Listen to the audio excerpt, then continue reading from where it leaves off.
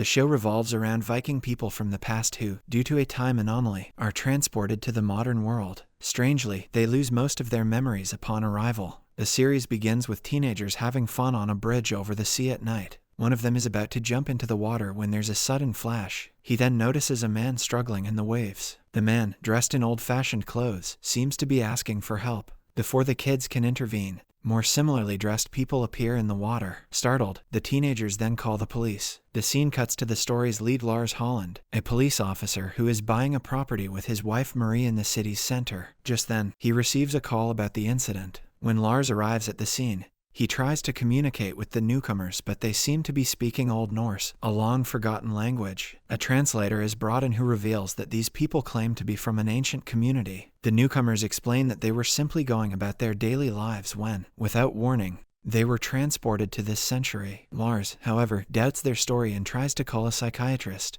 But before he can do so, a news report catches his attention. It reveals similar incidents worldwide, people from the Stone Age, the Norse era, and the 19th century strangely appearing in the present timeline. Even scientists remain clueless about the cause. The story then jumps ahead a few years, showing that the people from the past continue to arrive in the modern world. Though the reason behind the phenomenon remains unknown, support communities are now established for these time migrants, who are now known as Beforeigners. The communities help Beforeigners to navigate through modern life. As for Lars, his personal life is in shambles. He is divorced, and his ex-wife Marie has remarried a man from the 1800 seconds. She has custody of their daughter, Ingrid, leaving Lars stressed and emotionally drained. To cope, Lars secretly uses a drug named Temprexate, initially designed to help time migrants adapt to the present. It is revealed that the drug is illegal for regular humans, and Lars hides his use from everyone, including Ingrid. He knows that if anyone discovers his secret, especially his superiors, it could cost him his job.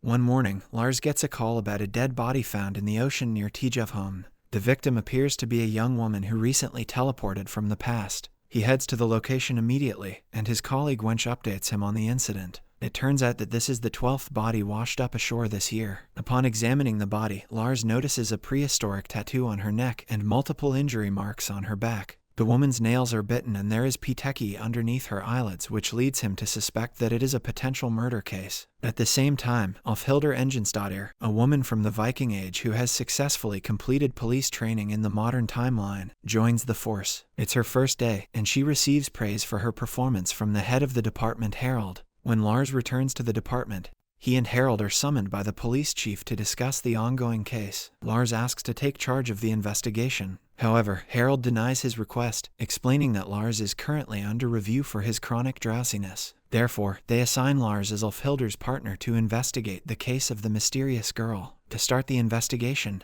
the duo visits the port where the body was discovered. There, they meet Jep and David, port officers who take care of the daily operations and security at the port. Jep is injecting tetanus medication on David. When questioned, David explains that he injured himself while helping a Beforeigner out of the water earlier. However, he denies knowing anything about the dead girl. From there, Lars and Alfhildur head to a government-run camp where newly arrived time migrants are held. These camps provide Temprexate drugs to help calm the Beforeigners and brief them about modern society. The government hopes this process will minimize difficulties when the Beforeigners are released into modern life. The two officers show the photo of the deceased girl to everyone at the camp, but no one recognizes her. After much effort, they eventually meet a girl who claims to have seen the victim once. She recalls that the girl had been captured by a monster with glowing eyes. Turns out, she is talking about the prehistoric sea monster called Hafgufa. Lars is skeptical of the story and decides to investigate further. Later, Lars returns home and visits his Stone Age neighbor. He then secretly acquires the illegal adaptation drug Temprexate from him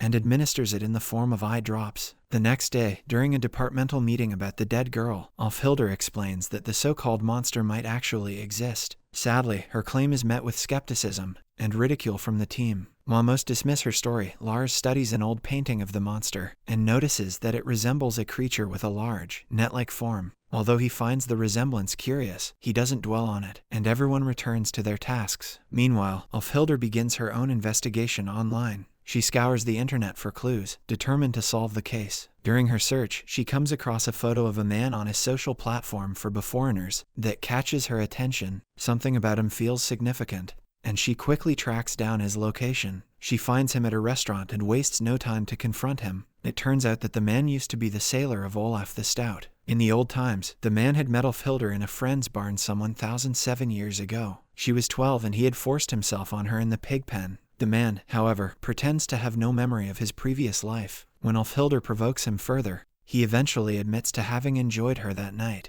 Hearing this, Ulfhildr lashes out and brutally bites his lips. Just as things escalate, Lars arrives and pulls her away. During this time, the man seizes the opportunity to flee the scene. Outside, Lars expresses his frustration, as he is furious at Ulfhildr's reckless behavior, and threatens to report her to their superiors. To his surprise, Ulfhildr reveals that she knows about his secret drug use, and uses it to blackmail him into staying quiet. Reluctantly, Lars drops the matter, and begins explaining his observations about the so-called sea monster. Later that night, some men who work for a security company called Cro-Magnon are seen using a fishing net to pull a woman out of the sea who had emerged from the time portal. Turns out that what Ulfhildr mistook for a massive sea creature was actually a large fishing net that resembles the creature. The scene then shifts to 1031 AD, where Ulfhildr is searching for Thor Hund, the slayer of Olaf the Stout. During her quest, she encounters an elderly woman who practices witchcraft and mystical arts. The woman tells Ulfhildr that Thor has traveled to a place where cities shine like stars, houses are as tall as mountains, and words can travel with the wind.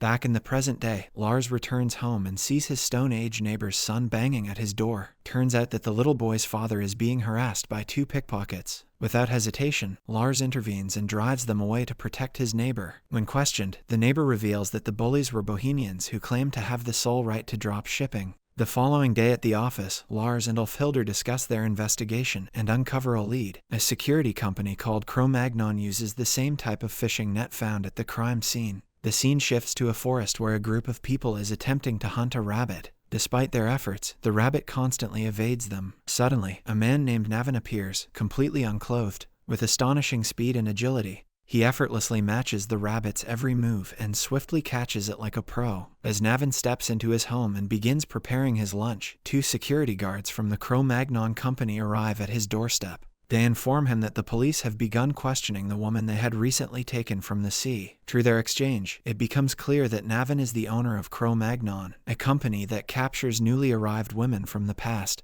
and exploits them as prostitutes. Navin is concerned about the police investigation, so he orders guards to round up all the women who had been placed in various hotels and hide them in the barracks at Hovdoya. Back at the police department, Lars asks his colleague Alex to recover raw footage of arrival videos. Specifically, he wants him to uncover the ones from the night of the murder. Meanwhile, Ulfhildr receives a message from the National Gallery, where a woman is asking about her. This woman is currently being detained by the police at the gallery for vandalizing a painting of Thor Hund. Ulfhildr goes over to the gallery only to realize that this woman is her big sister Erd Enginstadr. At first, the reunion feels great. But as they talk, it becomes clear their relationship is a bit strained. It turns out that Erd went after Ulfhildr's husband in their past timeline. Putting their differences aside, Ulfhildr convinces the gallery owner to release her sister by arguing that Erd is a shield maiden who fought in the Battle of Stiklestad, where Olaf the Stout was killed. She explains that the drawing of Thor Hund probably triggered Erd's PTSD, and warns that Erd could file a countersuit for the emotional distress caused by the artwork. This forces the gallery owner, who was planning to sue, to reconsider. Having been released, the two sisters then hit the pub and drink loads of mead like the good old days. On the other hand, Lars is at home when his Stone Age neighbor, accompanied by his son, visits to thank him for saving his life from the pickpockets earlier that day. Lars acknowledges the gratitude and warmly invites them in. He then learns from his neighbor that when he and his wife traveled to the present, she mysteriously disappeared. This revelation intrigues Lars, as such disappearances from the sea are highly unusual. He also notices a prehistoric tattoo on the neighbor's body which symbolizes familial bond.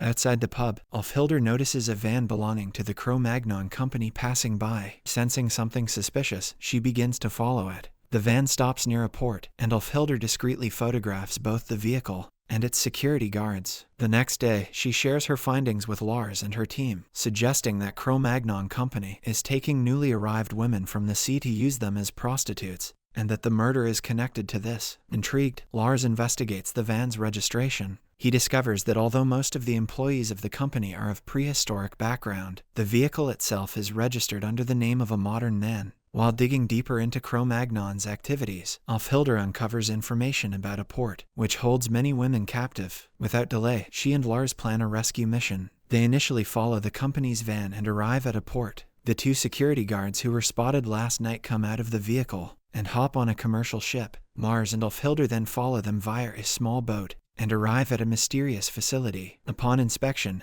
they discover several Beforeigners women held captive inside. Alfhilder distracts guards from the outside while Lars storms into the facility and attacks them from behind. Once the two guards are caught, the women are freed and more officers arrive to rescue them. During this time, Lars notices a woman with the same prehistoric tattoo as his Stone Age neighbors. Meanwhile, Jep, the port officer, applauds Alfhilder's work and asks her out. She casually says yes before heading home. Later, Lars takes the woman with the tattoo to the police station and immediately contacts his neighbor. When the neighbor arrives and sees this woman, he is visibly stunned and speechless. It is revealed that she is his wife, whom he thought had lost when they first traveled to the modern timeline. The reunion is an emotional one as the family is overjoyed to be reunited at last. Although Lars is relieved that his neighbor has been reunited with his wife, he remains troubled by the unresolved mystery of the woman found dead on the seashore. He cannot shake the feeling that he missed something crucial in the case. Determined to find answers, Lars spends the night with Alfhilder reviewing CCTV footage from the day the body was discovered. After hours of searching, they spot the woman alive, walking along the seashore just 4 hours before her body was found in the same area. This discovery leaves Lars and Alfhilder even more puzzled. Typically, anyone teleported from the past to the present arrives at a designated location, yet this woman's presence on the shore suggests something unusual. They theorize she might have been killed elsewhere, and her body later dumped in the sea. The following day, Tommy, a pizza delivery man, has a minor accident while on duty and ruins his clothes. He steps into a nearby restaurant's bathroom to clean up, where he encounters a Beforeigner named Eskay, who surprisingly bows upon seeing him. Their brief exchange makes it apparent that Tommy is actually Tor Hund, the man Alfhilder was searching for in 1031 AD. However, he has no memory of his past life, leaving him oblivious to his true identity. Meanwhile, Lars and Alfhilder visit the doctor who conducted the autopsy on the dead Beforeigner woman. They learn a shocking revelation. The woman is actually from the present timeline because the autopsy discovered a small Lego inside her stomach that she likely swallowed as a child. In their search for more clues, Lars and Alfhilder visit a transtemporal community where elderly Beforeigners are kept. They wish to speak with the leader of the group, hoping for insights into the case. However, Ada, the leader's assistant, asks them to leave their phones and computers outside as part of the community's code of conduct. The officers do as asked and proceed to meet with the leader. Ada then seizes the opportunity to steal sensitive files from their computers. After leaving the facility, Alfhilder and Lars learn about a man named Hallger Kaspersen who used to run a bar and had frequent conversations with Navin. They immediately track down this man near a port. Turns out Hallger is attempting to travel back to his timeline and escape from the police. Just as he snorts cocaine and prepares to dive into the sea, the police arrive and arrest him. At the station, Hallger refuses to say anything about his supplier. However, under the influence of the drugs, he accidentally blurts out Navin's name. Alfhilder then uses her gun to try and intimidate the man into revealing more, but despite her efforts, he remains silent and falls asleep instead. After the interrogation wraps up, Alfhilder begins storing her gun in the locker. Suddenly, it accidentally discharges, and the bullet hits Lars in the leg. Seeing his injured leg, Alfhilder panics and isn't sure how to help. Despite the pain, Lars stays calm and reassures her. He is then quickly taken to the hospital for treatment. Meanwhile, Alfhilder's sister Erd crosses paths with Eskay, the same man who had seen Tor Hund earlier. He tells her that he spotted Tor at the community urinal, which sparks Erd's curiosity and leads her to investigate more about Tor. Back at Lars' house, his daughter, Ingrid, and her friend Maddie are rummaging through his belongings when they discover a vial of Temprixate. Ingrid is puzzled and quickly puts everything back in its place when they hear someone approaching. However, Maddie, intrigued by the drug, secretly steals the vial and slips it inside her pocket. The next day, Erd meets with Alfhilder and tells her that Tor Hund has also time-migrated to the present. They decide to look for him and soon discover that he works as a food delivery guy and has a wife and a sick daughter. However, when they confront him, Tor doesn't recognize them. Erd reminds him that he is the leader of the peasant army, destroyer of Olaf the Stout, and they are his shield maidens who fought alongside him in the Battle of Stiklestad. Confused, Tor shuns them and threatens to call the police if they continue bothering him. Alfhilder apologizes to him and leaves the place with her sister, but it dawns upon them that Tor has really lost the memory of his past life. Later, Lars and Ulfhildr learn that there are 7 people registered under the name Navin in Oslo. Most of them are welfare recipients except for one, who is a wealthy prehistorian. The officers believe they have their man, so they head straight to Navin's house to question him about the deceased woman. They receive an unusual welcome from the prehistorian, who, true to his nature, greets them completely unclothed. During the interrogation, Navin refuses to answer any of the questions, forcing the officers to leave without any new information. As they walk away from Navin's house, Ada, the girl who stole their files while they were visiting the transtemporal community, secretly watches them. Once they are gone, Ada proceeds to Navin's property and reveals that she knows about the women his people fish out of the sea. When she tries to blackmail him, Navin chokes her and threatens to kill her. To his surprise, Ada turns out to be a skilled fighter and quickly gains the upper hand. She forces Navin to listen to her, urging him to stop his criminal activities. Ada then invites him to a meeting where she intends to discuss further matters with him.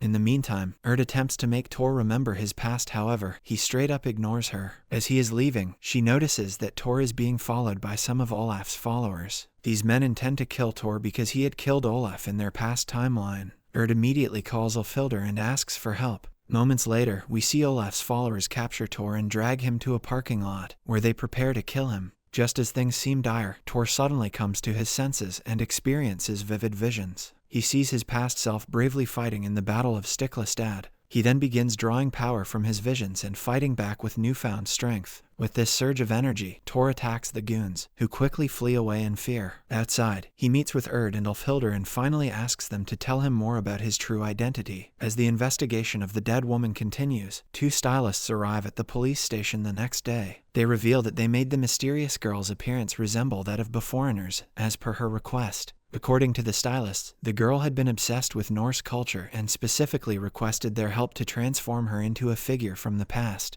A few days later, a man named Navin had come to their studio, asking about the girl. This revelation leaves the police officers troubled and more determined to uncover the truth. Elsewhere, Navin goes out hunting as usual, but this time, he hears a strange sound coming from the sky. As he looks up, a drone suddenly appears above him and shoots him dead. In the next scene, Ingrid, Maddie, and some friends arrive at the seashore. The girls plan to feign a time migration as a graduation stunt. Maddie, having secretly taken a stash of Temprixate from Ingrid's father's house, reveals it to the group. Ingrid is understandably surprised, but she goes along with the plan and joins Maddie in using the drug. Soon after, the girls get on a boat, where Maddie dresses herself as a Beforeigner while others record her stunt in amusement. However, when Maddie jumps off the boat, she vanishes for a while. But then a sudden flash appears from inside the waters, and she reappears with a group of Vikings who had teleported to the shore. Meanwhile, Ulfhildr and Lars arrive at the crime scene after hearing about Navin's death. They quickly realize that the location where Navin's body was found is not where he was actually killed.